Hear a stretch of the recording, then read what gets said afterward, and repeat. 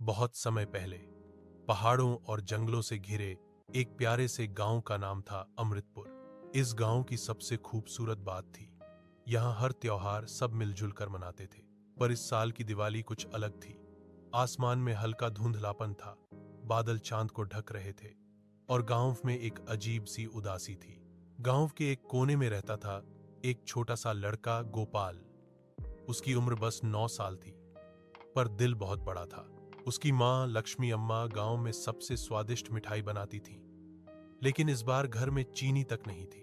माँ बोली, बेटा, इस बार शायद हम दिवाली की मिठाई नहीं बना पाएंगे। गोपाल ने मुस्कुराकर कहा, माँ, कोई बात नहीं, मैं चांद मामा से मांग लूंगा, वो तो सबको देते हैं ना।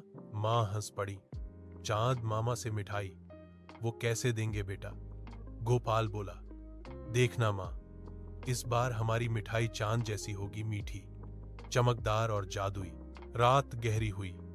दिवाली से बस एक दिन पहले आसमान में बादल छूट गए और चांद पूरी रोशनी में चमक रहा था। गोपाल छत पर गया और जोर से बोला, चांद मामा, चांद मामा, सुनिए ना, हमारे घर में मिठाई नहीं है। सन्नाटा छा गया। गोपाल मुस्कुराकर बोला, शायद मामा सो गए। लेकिन तभी हवा में एक ठंडी झिलमिलाहट फैली और गोपाल ने देखा एक चांदी की किरण उसकी हथेली पर उतर आई।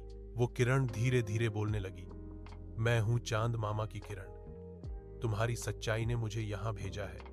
गोपाल ने आंखें फैला दी, सच में? तो आप मुझे मिठाई देंगे? किरण बोली, मिठाई तो तुम्हें खुद बनानी होगी, मैं उसमें चांद की मिठास का जादू भर दूंगी, लेकिन याद रखना, ये मिठाई सिर्फ तब मीठी होगी जब तुम इसे साझा करोगे। गोपाल ने सिर हिलाया। पक्का? किरण ने झिलमिलाते हुए कहा, तो कल जब सूरज उगेगा तुम्हें जो पहला दाना मिले उससे शुरू करना।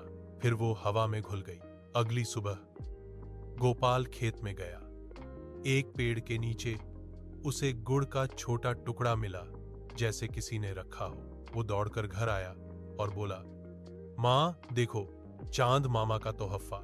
माँ मुस्कुरा दी, पगले, ये किसी ने गिराया होगा। नहीं माँ, ये जादुई है, देखना। गोपाल ने वो गुड़, थोड़ा आटा और दूध मिलाकर मिठाई बनानी शुरू की। वो गुनगुनाते हुए बोला, चांद मामा का जादू है, दिल में प्यार का बादू है। धीरे धीरे उसकी रसोई में खुशबू फैल गई।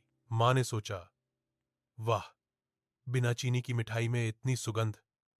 जब मिठाई तैयार हुई तो उसका रंग सुनहरा था, जैसे उसमें चांद की रोशनी घुल गई हो। गोपाल बोला, माँ, पहले से तुम्हें खिलाता हूं। माँ ने एक टुकड़ा खाया और उनकी आंखें चमक उठी। बेटा, ये तो अब तक की सबसे मीठी मिठाई है। गोपाल ने कहा, माँ, मैं इसे सबको खिलाऊंगा। वो गांव में घूमने लगा, बूढ़े, बच्चे, गरीब, सबको बांटता गया। और जैसे जैसे वो बांटता गया, मिठाई खत्म नहीं हुई, बल्कि बढ़ती गई। हर टुकड़ा अगले टुकड़े से मीठा लगता था। गांव वाले बोले, ये कैसी मिठाई है बेटा? गोपाल ने हंसकर कहा, ये चांद वाली मिठाई है, जो बांटने से बढ़ती है। उसी रात जब सब खुशियां मना रहे थे, तभी आसमान में बादल फिर छा गए। चांद धीरे धीरे ढक गया। गोपाल छत पर गया और बोला, चांद मामा, मिठाई बांट दी। बादलों के पीछे से एक हल्की सी रोशनी आई और एक आवाज गूंजी, गोपाल, तूने मेरी मिठास सही जगह पहुंचाई है। अब देख, ये दिवाली कैसी होगी। अचानक आसमान चमकने लगा, बादलों में सुनहरी रोशनी फूट पड़ी। पूरा गांव जगमगा उठा, बिना एक भी दीपक जलाए। लोग हैरान थे, ये क्या हुआ? मां बोली, ये गोपाल की सच्चाई का प्रकाश है। लेकिन तभी कुछ अजीब हुआ। गोपाल ने देखा कि वो मिठाई जिस थाली में रखी थी, अब चांदी की बन गई थी और उस पर लिखा था, साझा की गई खुशी ही सच्ची मिठास है।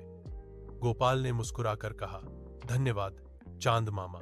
धीरे धीरे सब सो गए, पर गोपाल जागता रहा। वो आसमान की ओर देखता रहा और तभी एक किरण फिर आई, बोली, गोपाल, हर साल जब कोई बच्चा बांटकर मिठाई देगा तो मैं फिर लौटूंगी। गोपाल बोला, तो मैं हर साल मिठाई बांटूंगा।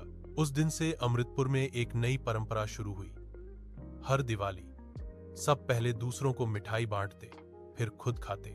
लोग कहते, ये गोपाल की चांद वाली मिठाई है जो दिल से बनती है और बांटने से बढ़ती है।